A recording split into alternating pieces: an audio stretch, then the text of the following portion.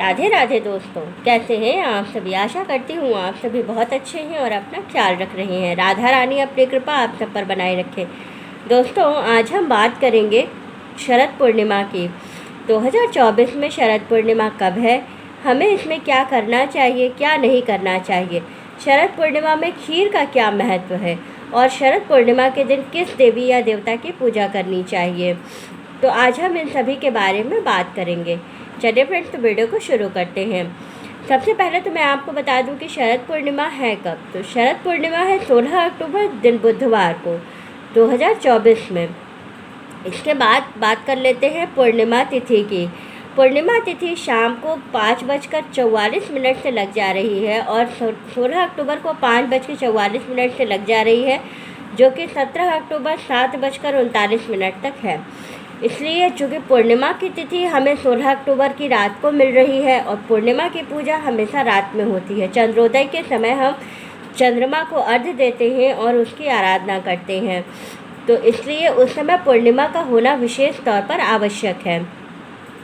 तो हमें शाम को पूर्णिमा चंद्रमा की चंद्रोदय के समय हमें पूर्णिमा 16 अक्टूबर को मिल रही है, इसलिए हम 16 अक्टूबर को शरद पूर्णिमा का त्यौहार मनाएंगे। अब शरद पूर्णिमा का महत्व क्या है।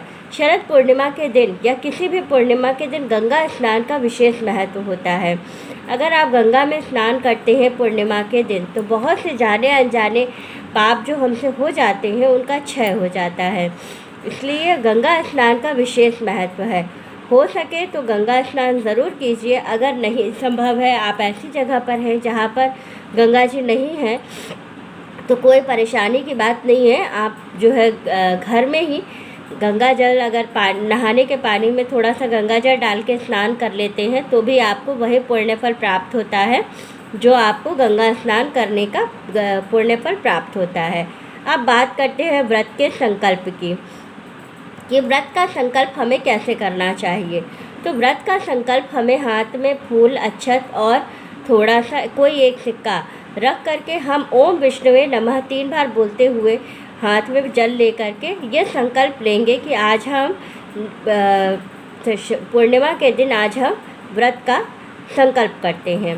अब इसके बाद हम क्या करेंगे कि फिर हम नहाने के बाद, ये सब संकल्प लेने के बाद, व्रत का संकल्प करने के बाद अब हम करेंगे पूजा। तो सबसे पहले हम पूजा करेंगे हरि विष्णु और महालक्ष्मी की।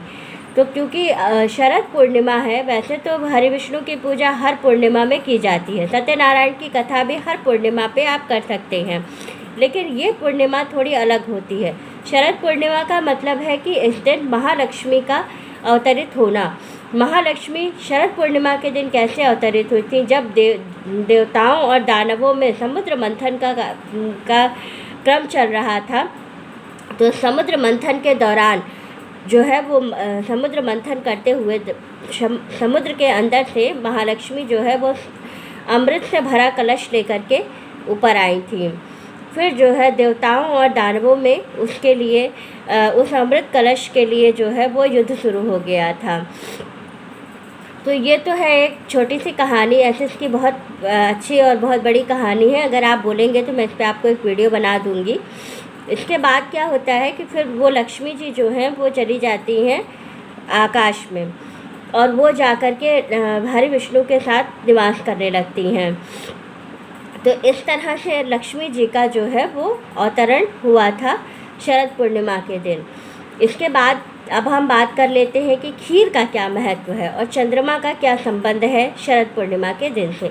तो शरद पूर्णिमा के दिन चंद्रमा जो है वो धरती के बहुत करीब होते हैं और उस समय जो चंद्रमा की रोशनी होती है वो बहुत तेज़ होती है।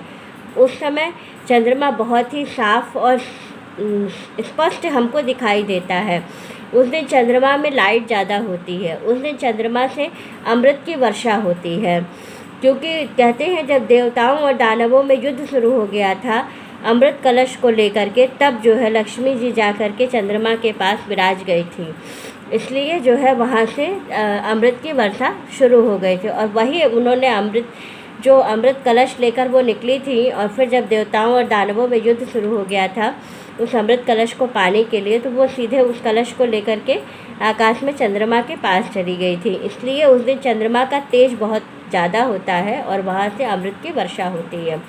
खीर का महत्व ये है कि महालक्ष्मी को खीर अति प्रिय है, इसलिए शरद पूर्णिमा के दिन खीर बनाई जाती है और उसको चंद्रमा की रोशनी में रखा जाता है, जिससे कि उसमें उस अमृत के कुछ बूंदें आ जाती हैं जो कि खीर को अमृत बना देती हैं। इसके बाद हम बात कर लेते हैं कि चंद्रमा को चंद्रोदय के समय हम अर्घ्य किस चीज़ से देंगे।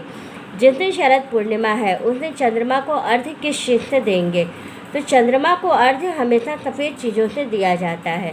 सफ़ेद चीज़ में जैसे कि कच्चा दूध, कच्चे दूध में आप थोड़ा सा गंगाजल और कच्चा दूध और कच्चा चावल और सफ़ेद फूल डाल करके आप चंद्रमा को 5 बार अगर अर्घ्य देते हैं और उनसे अपनी कामना करते हैं तो आपकी कामनाएं बहुत जल्दी पूरी हो जाती हैं।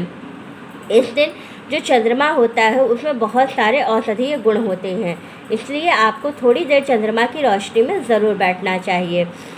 शरद पूर्णिमा के दिन हमें क्या नहीं करना चाहिए। शरद पूर्णिमा के दिन किसी भी गरीब या भिखारी का हमें अपमान नहीं करना चाहिए। कोई भी हमारे दरवाजे पर आता है तो उसको हमें ससम्मान कुछ न कुछ देकर ही भेजना चाहिए। इस दिन हो सके तो सफ़ेद चीज़ों का दान जरूर करें, इससे जो है चंद्रमा मजबूत होता है। और जिन लोगों को सर्दी जुकाम से संबंधित कोई भी परेशानी होती है तो वो अगर शरद पूर्णिमा के दिन सफ़ेद चीज़ों का दान करते हैं तो उनको इस परेशानी से भी निजात मिल जाती है। तो वीडियो अच्छी लगे तो लाइक शेयर एंड सब्सक्राइब ज़रूर कीजिएगा। कमेंट में जय महादेव ज़रूर लिखिएगा और इस दिन हमें कृष्ण भगवान की पूजा भी ज़रूर करनी चाहिए। राधे राधे दोस्तों।